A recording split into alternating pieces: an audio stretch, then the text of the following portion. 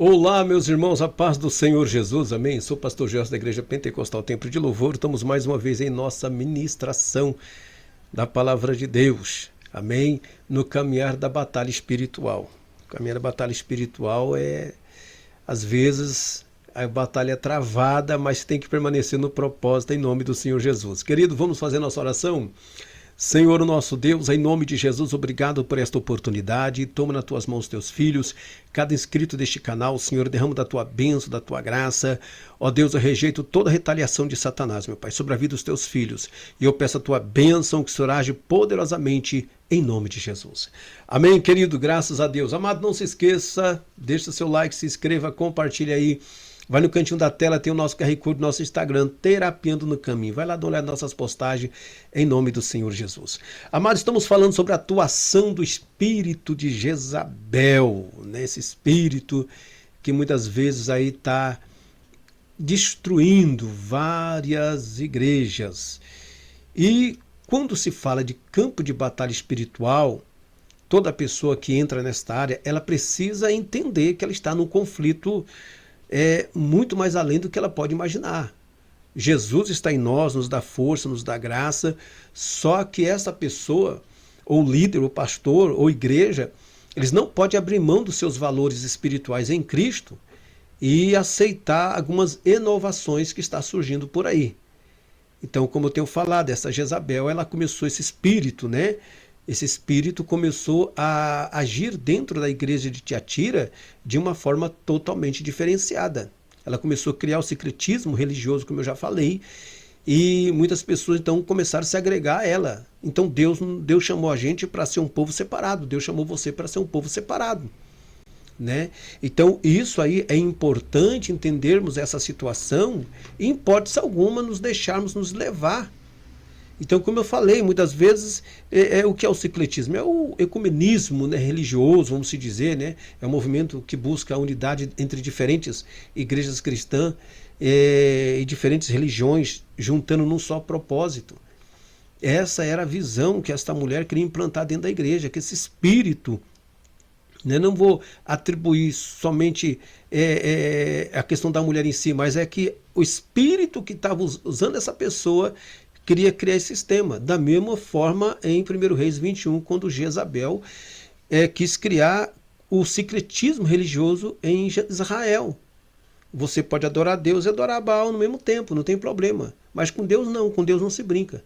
Não tem como você se assentar na mesa com o diabo e ao mesmo tempo se assentar na mesa com Deus. Não tem como. Né? Como já li a palavra do Senhor na carta de 1 Coríntios 9:19. Né, você não tem como não poder beber o cálice do Senhor e o cálice dos demônios. Não poder ser participante da mesa do Senhor e participante da mesa dos demônios. Então não tem como. A Bíblia fala não e acabou. Ah, mas o fulano, o doutor, o beltrano, o cicrano de tal. Não, querido. Você foi chamado para fazer a diferença. Nós somos chamados para fazer a diferença. Fomos chamados para fazer a diferença. No campo de batalha espiritual tem todo esse sistema. Claro, né? Às vezes você vai orar em uma residência, na casa de uma pessoa, você vai respeitar a fé da pessoa, mas você vai saber que você está entrando num campo minado. E você vai ter que dar prioridade não ao teu nome, no nome de Jesus. E quando você chegar nesse determinado lugar, você sabe que existe uma força oculta que vai estar te esperando ali.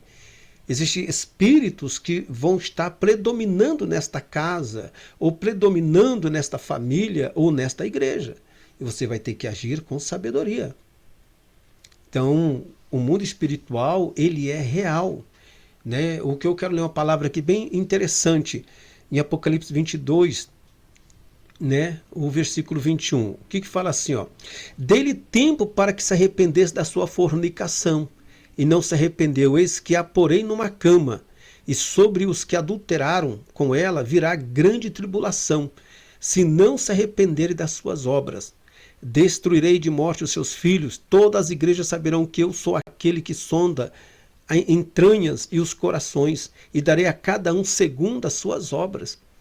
Olha o que Deus fala para esta igreja, que Deus fala para esse líder, e fala, olha, eu estou dando tempo para que esta mulher, que se diz profeta, para que se arrepender de suas fornicações.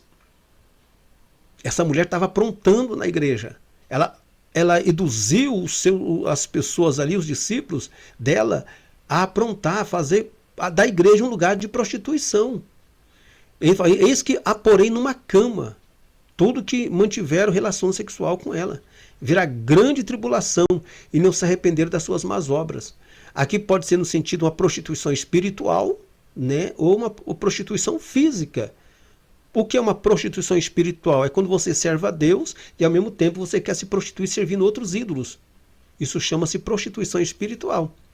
E Deus fala, né, e olha que me chama a atenção aqui, e darei a cada um de vós segundo as vossas obras. Gente, essa palavra é para nós.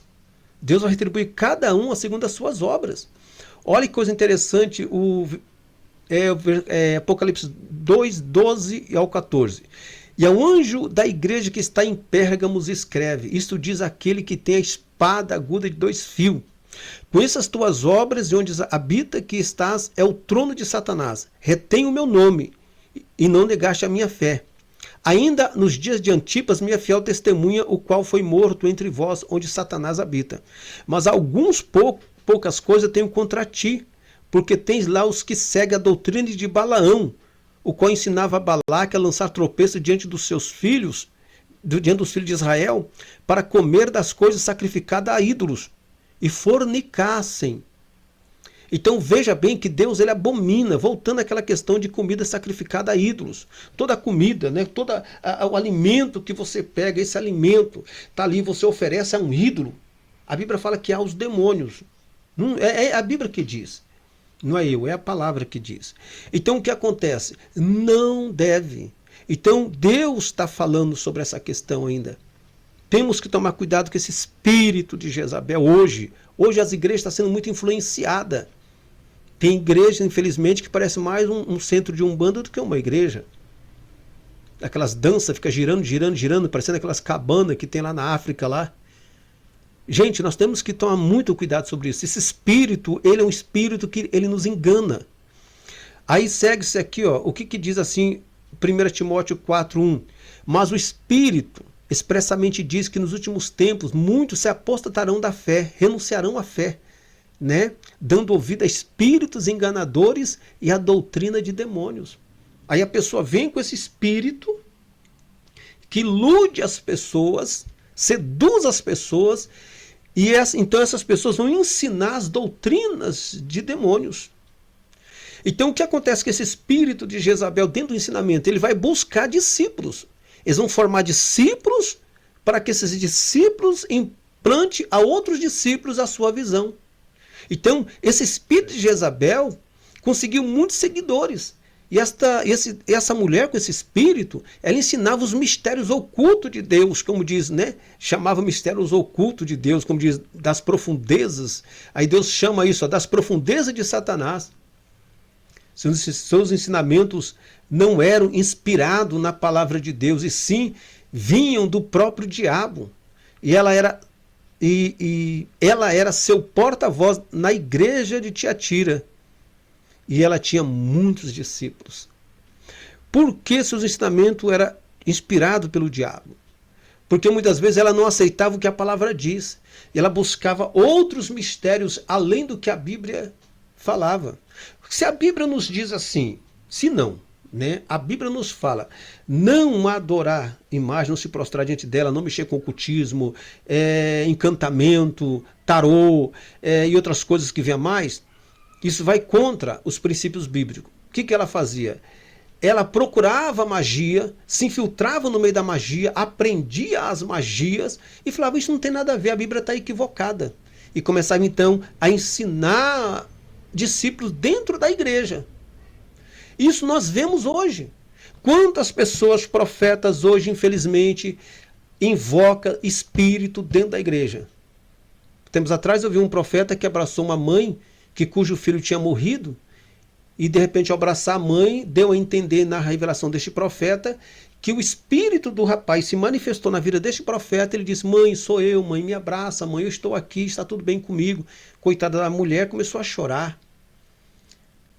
Agora tem profetas, né? Tem um piá aí de 14 anos aí que, meu Deus do céu, está fazendo, né, agora umas revelações meio diabólicas diante do povo aí, todo mundo chorando, acreditando que é Deus. Gente, temos que tomar cuidado, esse espírito ele seduz, esse espírito está levantando muitos discípulos. O diabo ele é sagaz no campo de batalha espiritual. O obreiro tem que aprender a ler a palavra de Deus, meditar na palavra de Deus, não se deixar-se ser influenciado por esse espírito de Jezabel. Tem que fugir dessas coisas. O campo de batalha espiritual ele é sério. Ele é sério. E nós mexemos com coisas espirituais. E nós servimos um Deus vivo, mas um Deus que nos chama para fazer a diferença. Vamos orar? Senhor nosso Deus, em nome de Jesus, quero te agradecer, meu Deus, por esta oportunidade. Senhor, dai-nos sabedoria e entendimento, Senhor. Ó Deus, para que nós venhamos fazer a diferença. Ó Deus, no campo de batalha espiritual, Senhor, muitas das vezes, como eu tenho dito, muitas pessoas tombam neste campo de batalha. Muitas pessoas se entregam às forças ocultas.